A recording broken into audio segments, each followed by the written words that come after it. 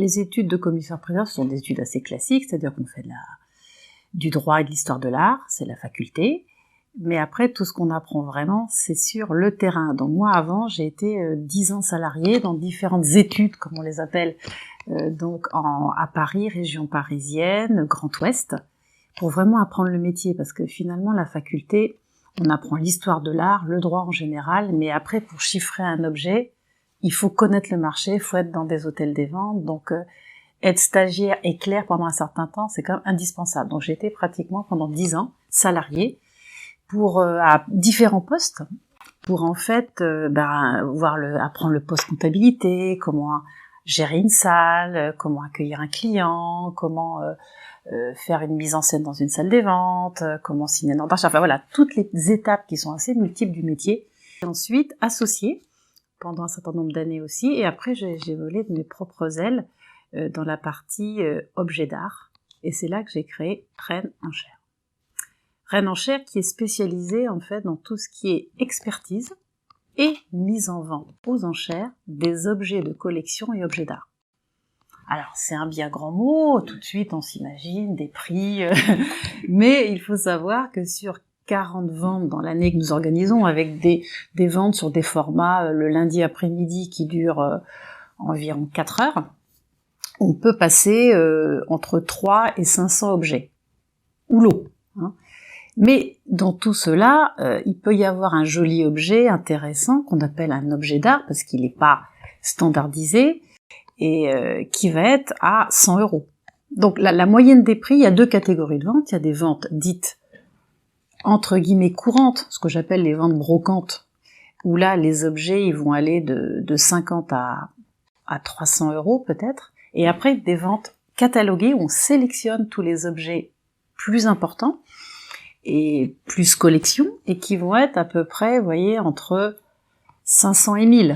Donc après, on parle de nous dans la presse pour des objets qui décollent, alors on vend des objets à 100 000, mais pas tant que ça dans l'année finalement. Donc c'est tout ça pour vous dire que les ventes aux enchères, c'est accessible à tous.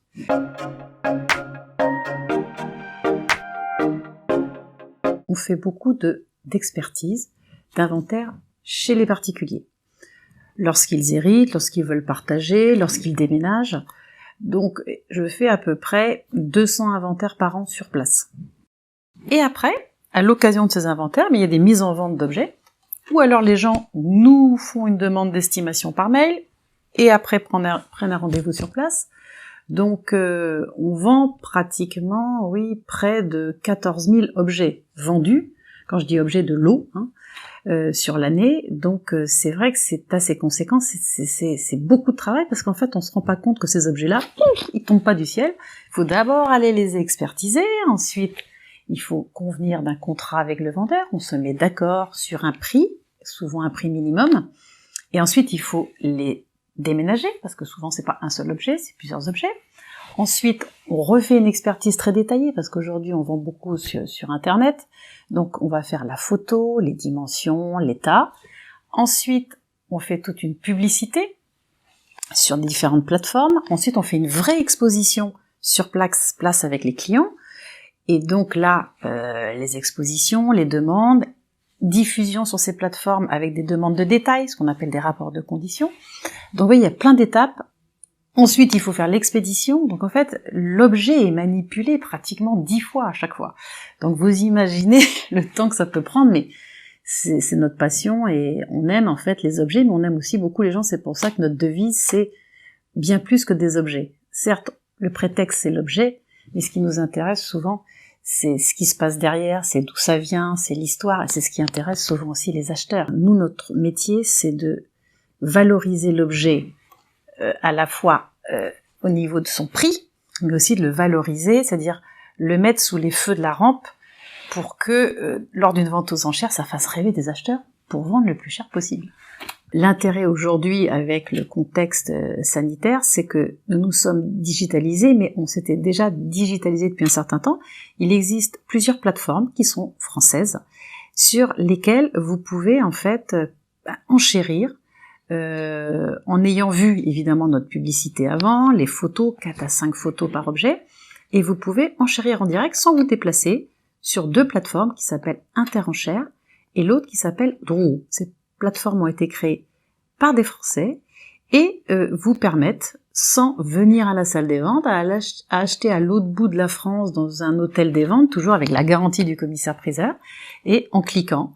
Donc, mais notre vente physique existe toujours. Il y a des personnes dans la salle, moins en ce moment, mais elles enchaînent. Et aussi, on peut vous appeler pendant la vente. Vous n'êtes pas obligé de passer par des plateformes, ça c'est aussi un confort, parce que là, vous avez l'enchère en direct et autres.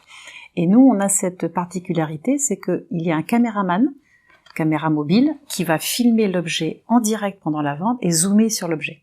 C'est ça qui est intéressant, donc c'est comme si vous y étiez, et peut-être même mieux, puisque vous avez un confort de vue de l'objet en direct. On vend tout type d'objets, on n'est pas du tout sectaire, c'est tout meuble et objet mobilier, disons, qui a un petit intérêt et qui est de collection de préférence.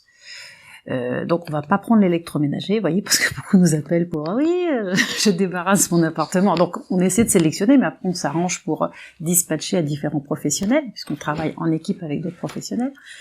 Et on peut tout vendre, on peut vendre un lingot d'or, un bijou, de l'argenterie, un tableau, tout type d'objet finalement qui constituait un petit peu le décor d'une génération et qui après ça va passer dans d'autres mains. En fait, il faut pas avoir parfois de regret de se dire c'est dommage, on ne peut pas garder ce que les parents ont acheté, mais ils ont acheté ou ils ont hérité d'objets qui leur ont plu. Et après, c'est pas forcément leur histoire aux enfants. Donc ils gardent quelques petits souvenirs et après ils vendent. Mais ce qui est bien aussi, c'est notre notion de recyclage. Nous, on recycle des objets qui ont une seconde vie, qui vont être aimés par d'autres. Alors c'est vrai qu'actuellement, les objets viennent de France. Bon, nous, essentiellement du Grand Ouest, de la Bretagne, parfois de Paris aussi. Et ça va beaucoup à l'étranger. Parce que les étrangers adorent l'art français. On a cette chance-là. Donc finalement, le grenier du monde, c'est la France, et après, les acheteurs sont plutôt à l'étranger. Donc on vend tout type d'objets, et à tous les prix.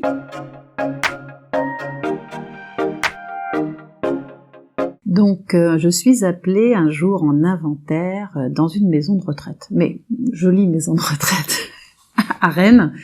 Et donc les personnes me disent, voilà, vous allez inventorier, puisque notre parent va dans une autre maison plus spécialisée, et rien ne sera avant. Très bien, je fais l'inventaire, et je découvre un tableau représentant le port de Saint-Tropez de Maximilien Luce, un très beau tableau pointilliste, et je leur donne l'estimation, et je leur dis, votre tableau, il a quand même une petite valeur. Ah oui, mais nous en avons hérité il y a quelques années. De toute façon, c'est affectif, c'est sentimental, on ne le vendra pas. Je dis, oui, mais le tableau représente quand même une valeur conséquente. Et je leur dis, en mise à prix lors d'une vente aux enchères, il pourrait faire 500 000 €. Alors là, ils me demandent si c'est en euros ou en francs. Je leur dis, c'est bien en euros. Donc, ils n'ont pas souhaité le vendre. Tout de suite.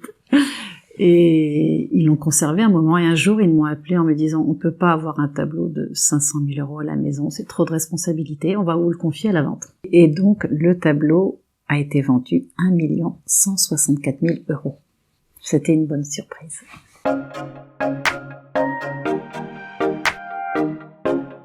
Alors évidemment que l'hôtel des ventes Place des Lys, pour vendre des objets d'art, un lieu historique, un lieu central dans la partie ancienne de Rennes, historique, c'est quand même important.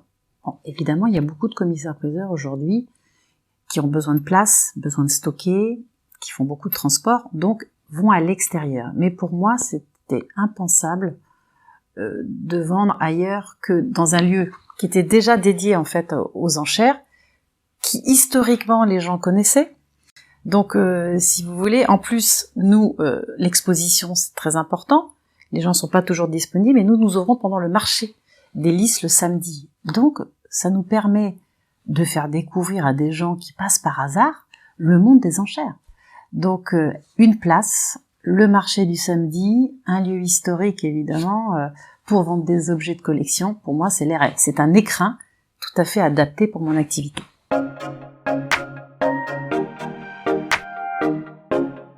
Face à tout ce qui est à faire, tout ce qui est à gérer, c'est très important d'être accompagné par quelqu'un qui va être à l'écoute, mais quasi en permanence. C'est-à-dire qu'on peut appeler à n'importe quel moment, face à une décision peut-être parfois urgente ou parfois non, une réflexion sur, alors ça peut être sur la stratégie, sur le développement, sur une embauche, sur des conseils parfois sur un événement très particulier. Je me souviens d'une vente que nous avions à préparer dans le domaine de l'automobile de collection qui était au niveau logistique extrêmement complexe, et quand le conseil comme ça nous accompagne en permanence, il va très vite nous donner une réponse précise parce qu'il connaît tous les acteurs, tout l'environnement, tous les collaborateurs. Donc il a participé, la société Progetis, à des réunions qu'on a donc même lancées grâce à lui, avec tous les acteurs d'une vente d'automobiles de collection que j'allais faire, et heureusement qu'il était là, parce qu'il fallait voir une logistique extrêmement complexe en très très peu de temps, et j'avoue que lui, ça a été un liant et quelqu'un qui m'a complètement rassurée avant la vente, parce que sinon il aurait fallu que j'appelle plusieurs conseils, à la limite, et qui n'auraient pas connu l'environnement, les salariés, les experts qui interviennent. Donc vous voyez, sur des événements ponctuels, et après sur la stratégie en général. Si j'ai pas, pareil, quelqu'un qui connaît parfaitement l'évolution de la société, les attentes que je peux en avoir, les collaborateurs qui rentrent, qui sont sortis, je vais pas avoir un conseil aussi pointu, aussi précis. Donc ça, c'est vrai que avoir ce confort de pouvoir appeler cette personne qui va nous répondre en permanence, après sur des conseils parfois très techniques, fiscaux, juridiques, c'est vrai que c'est pour moi gérer de manière sereine mon entreprise, beaucoup plus sereine en tous les cas que s'il fallait que j'appelle plusieurs conseils.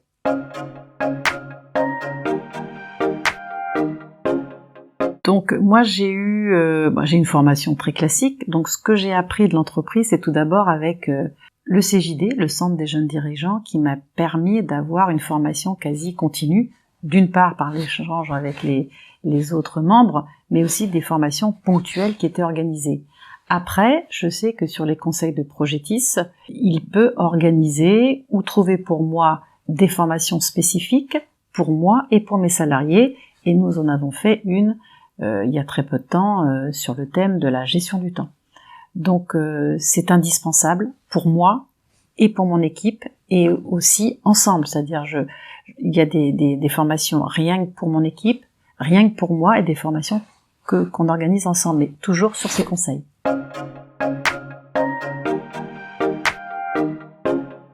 Il faut un peu d'inconscience, une graine, enfin un zeste de folie, de l'ambition, et surtout savoir s'entourer par son équipe et ses conseils. Et après, bonne aventure, et puis après, bon vent.